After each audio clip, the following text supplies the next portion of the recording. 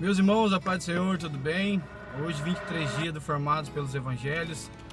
Vamos falar sobre o capítulo 23 de Mateus hoje. O tema central é a condenação da hipocrisia religiosa e o clamor de Jesus por uma fé verdadeira, humilde e transformadora.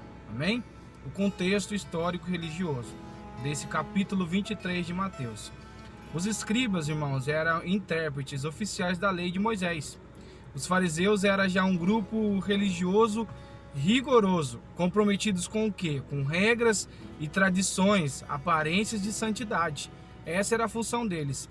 Eles surgiram no período intertestamentário, com a intenção do que? Iniciar uma preservação da fé judaica. Com o tempo, a tradição se tornou mais importante do que a revelação.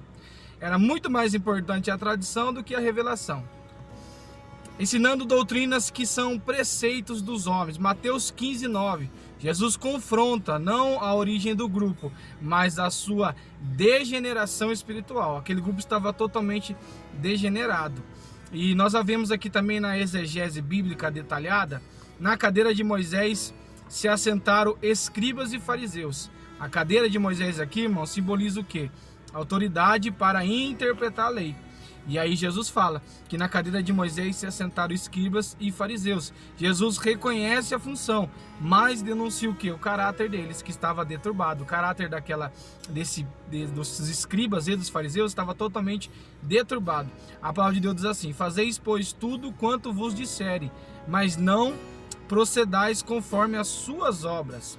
Aqui alguma distinção clara entre ortodoxia, que é a doutrina correta, né?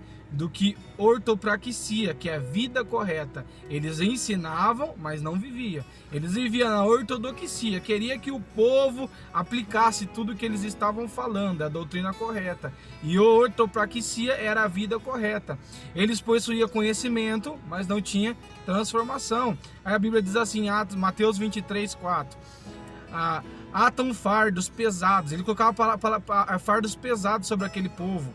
A palavra grega para fardo indica o que? Cargas esmagadoras. A religião deles produzia culpa, medo e opressão, e não libertação, irmãos. E o terceiro ponto, a hermenêutica bíblica, a interpretação para os dias de hoje, né? Esse texto não ensina a rejeição à liderança espiritual. Nós temos que obedecer, irmãos, e ser submissos às lideranças espirituais. Mas ensina o que nesse texto? É o discernimento. Você tem que obedecer, estar debaixo de uma liderança, ser submisso, mas também o principal, você tem que ter o que? Discernimento. O problema não é a autoridade, mas é a autoridade sem coração pastoral. É uma autoridade falida, irmãos. Tudo o que fazeis é para ser visto pelos homens. É o que Jesus falou para eles, Mateus 23:5. Agora, a aplicação hermenêutica aqui, quando a motivação é aplauso, a espiritualidade totalmente se corrompe. A hermenêutica mostra o quê? Que Deus vê as intenções, não as performances. Deus vê a intenção do nosso coração, não como nós nos apresentamos perante os homens. Teologia sistemática, a doutrina do pecado. O pecado central aqui era o que? A hipocrisia. Do grego é hipócrites, ator, que é o que? Eles fingiam ser algo que eles não eram. É viver uma identidade falsa diante de Deus e das pessoas. Sois semelhante aos sepulcros caiados, Jesus fala para eles. A imagem aponta para uma beleza externa, mas uma morte interna por dentro. A doutrina da santificação.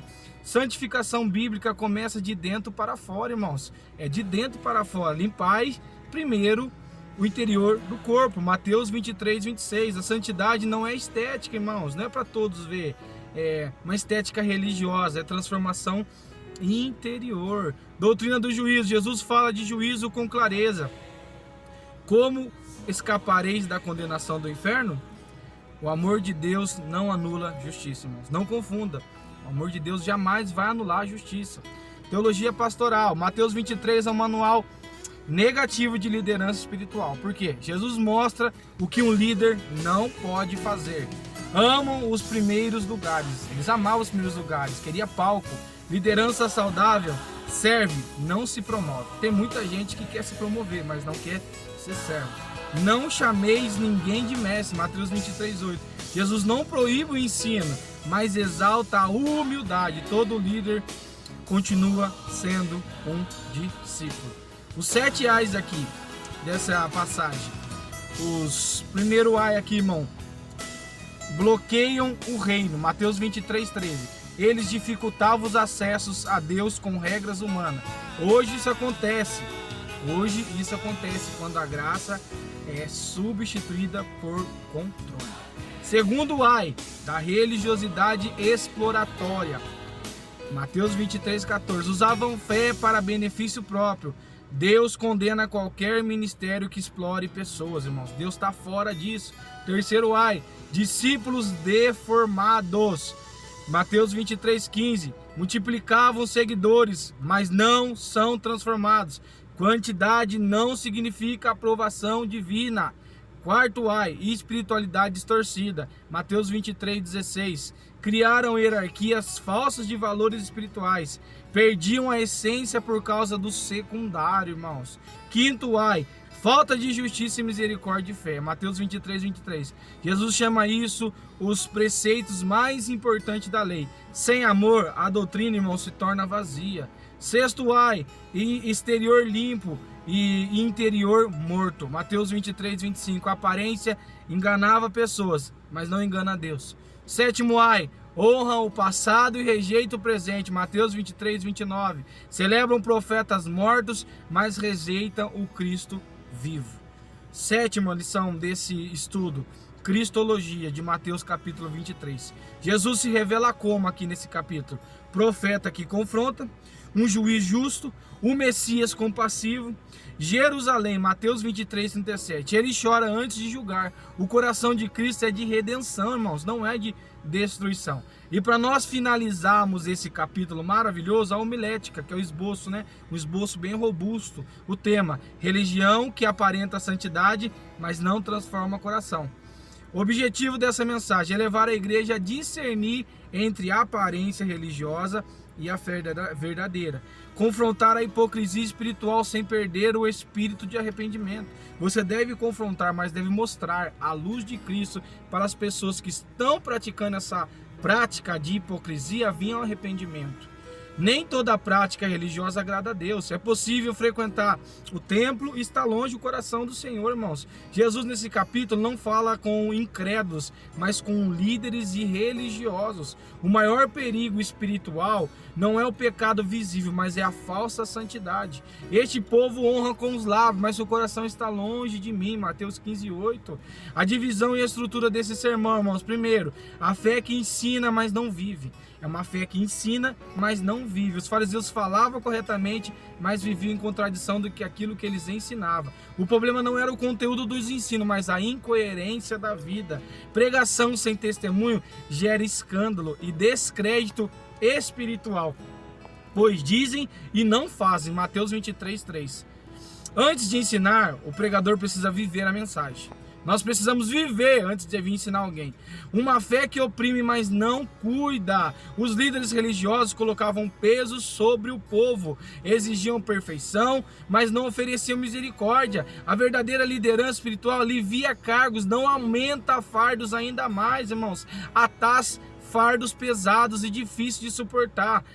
O evangelho gera arrependimento, mas também gera descanso para a nossa alma, irmãos. Uma fé de aparência e não de essência. Tudo era feito para ser visto. A motivação era aplauso, não era santidade. Quando a fé vira um espetáculo, Deus deixa de ser o centro.